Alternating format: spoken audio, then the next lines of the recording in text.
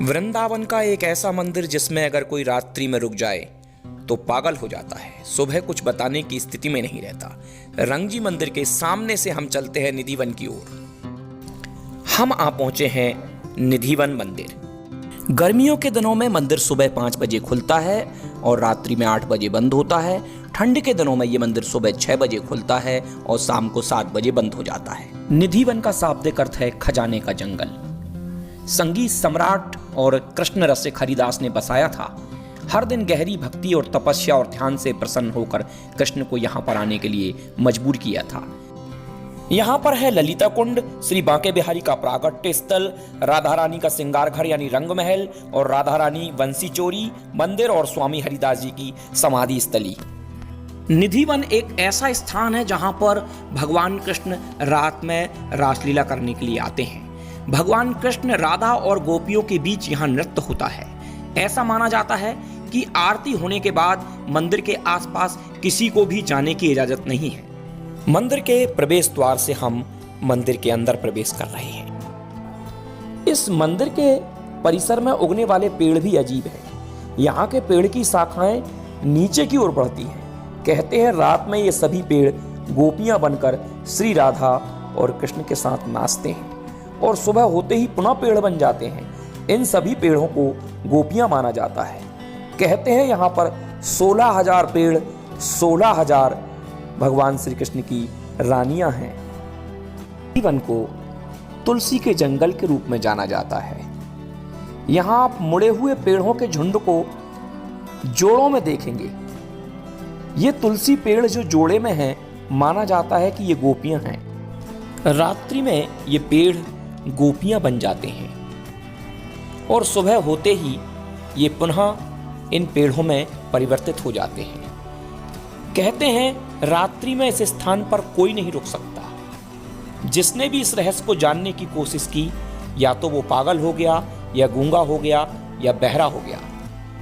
निधिवन के द्वार हर रात बाहर से बंद कर दिए जाते हैं और कहा जाता है कि सूर्यास्त के बाद परिसर में कोई भी जीवित प्राणी मौजूद नहीं होता है, बंदर और पक्षी भी नहीं। मात्र ऐसा स्थान है जहाँ पर भगवान आज भी आते हैं। वृंदावन का एकमात्र स्थान जहां भगवान आज भी आते हैं। स्वामी हरिदास भगवान श्री कृष्ण की भक्ति अपने संगीत से किया करते थे। एक दिन भगवान श्री कृष्ण और राधा रानी उनके सपने में आए और कहा कि हम तुम्हारे साथ में रहेंगे।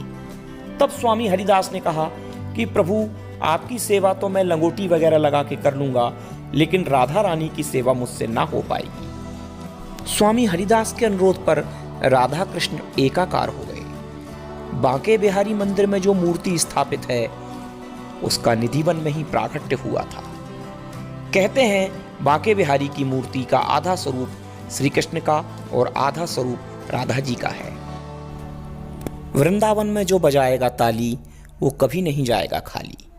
वृंदावन में जो हंसेगा उसका घर परिवार। देखो वृंदावन में जो हंसेगा घर परिवार बसेगा।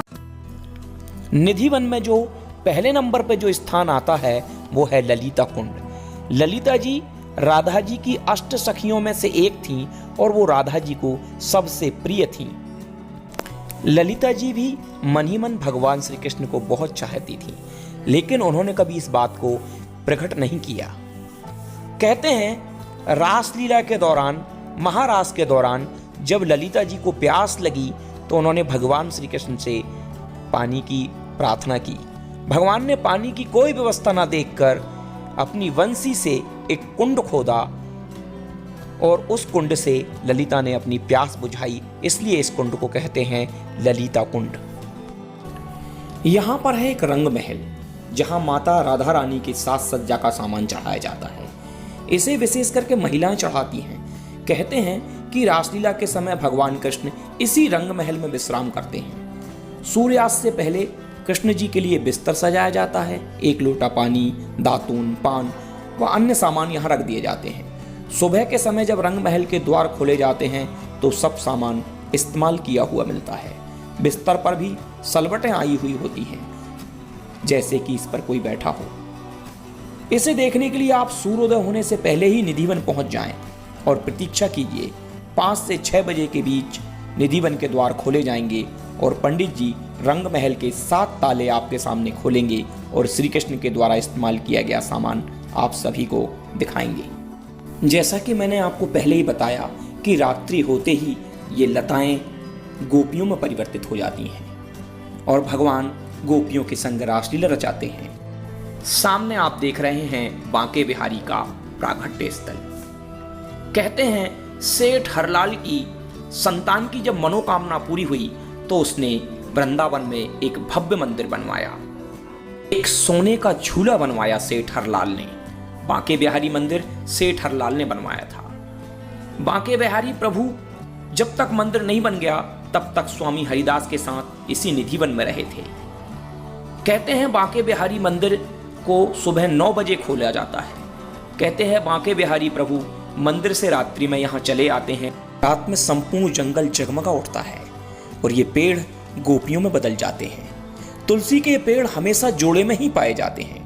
इन पेड़ों पर ना तो घोंसले होते हैं ना ही कीड़े। इन तुलसी के पेड़ों को कोई घर नहीं ले जा सकता। जिसने भी ऐसा प्रयास किया उसके गंभीर परिणाम उसको भुगतने पड़े।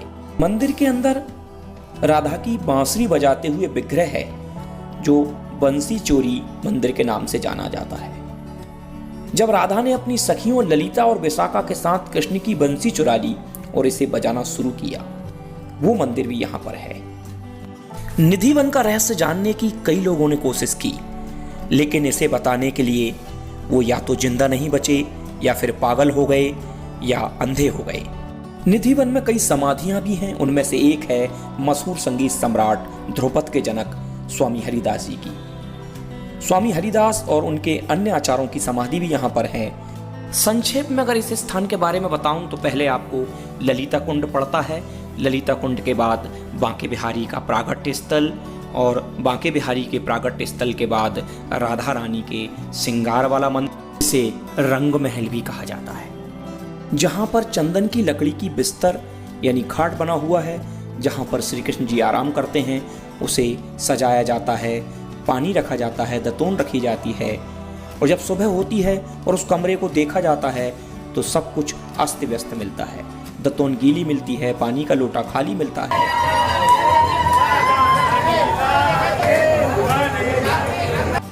निधिवन आज भी दुनिया के लिए रहस्य है।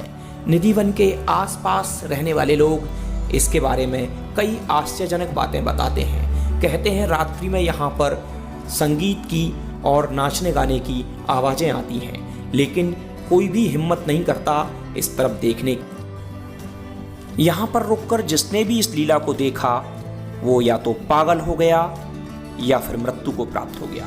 यहाँ पर ऐसे कई लोगों की समाधियाँ हैं जिन्होंने इस रहस्य को जानने की कोशिश की और वो इसके बाद मृत्यु को प्राप्त हो गए। वृंदावन में निधिवन के जैसा ही एक स्थान और है, सेवा कुंज। वहां पर भी आपको इसी प्रकार की लताएं दिखाई देंगी, बिल्कुल इसी के जैसा। लेकिन जो स्थान निधिवन को प्राप्त है वो स्थान सेवा कुंज को प्राप्त नहीं है।